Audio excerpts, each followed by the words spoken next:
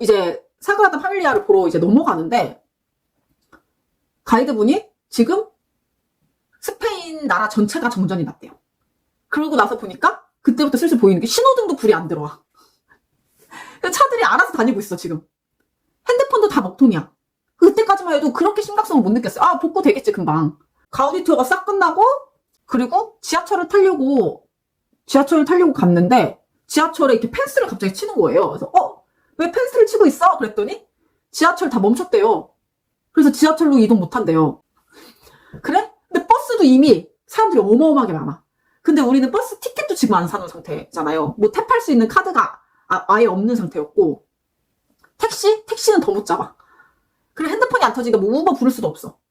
아무것도 안 되는 거예요. 근데 핸드폰이 됐다 안 됐다 막 하는 지점들이 있어요.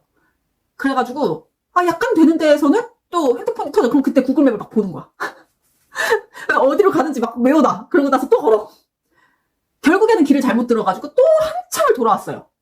그렇게 해서 뭐 거의 두세 시간 걸어가지고 진짜 발병 났지. 무릎이 아작나는 줄 알았어. 근데 돌아오면서 너무 무서웠던 게 ATM 기계가 이제 되는 데가 몇 곳 있는 거예요. 전기가 이제 비상전력을 쓰는 건물이라던가 이런 곳에 있는 ATM 기계들이 되는 곳에는 사람들이 진짜 미친 듯이 줄을 서 있어요. 근데 우리도 현금이 이거밖에 없고 내일 숙소 예약이 아예 안 되어 있는 상태였잖아요. 그리고 그때 저희는 마드리드로 넘어가는 기차표는 예약이 되어 있는 상태였어요. 근데 기차도 다 멈췄다는 거야. 만약에 기차가 내일 운행을 하지 않는다. 저희가 기차를 타러 가는 시간에 운행을 하지 않는다고 하면 저희는 또 바르셀로나에서 묵어야 되는데 이미 바르셀로나에서는 숙소가 없어. 살짝 물어봤는데 숙소값이 뭐 거의 3-4배 뛰어있는 상태. 일단 방도 없어. 그래가지고 이거 잘하면 큰일이다. 왜냐면 우리 현금도 없잖아요. 카드 계산이 된다는 보장도 없는 상태고 돈이 캐시가 얼마 없으니까 야 우리 이거 그냥 케밥이나 사 먹자. 그래서 케밥을 2개 포장해가지고 숙소로 들어와서 면세에서 산 와인이랑 해가지고 먹었어요. 먹고 자고 일어났더니 핸드폰이 좀 되더라고요. 그때부터는. 그 다음에 기차역을 갔는데 기차역에 막 취재진들 엄청 와 있고 그날 기차역에서 묵은 사람들.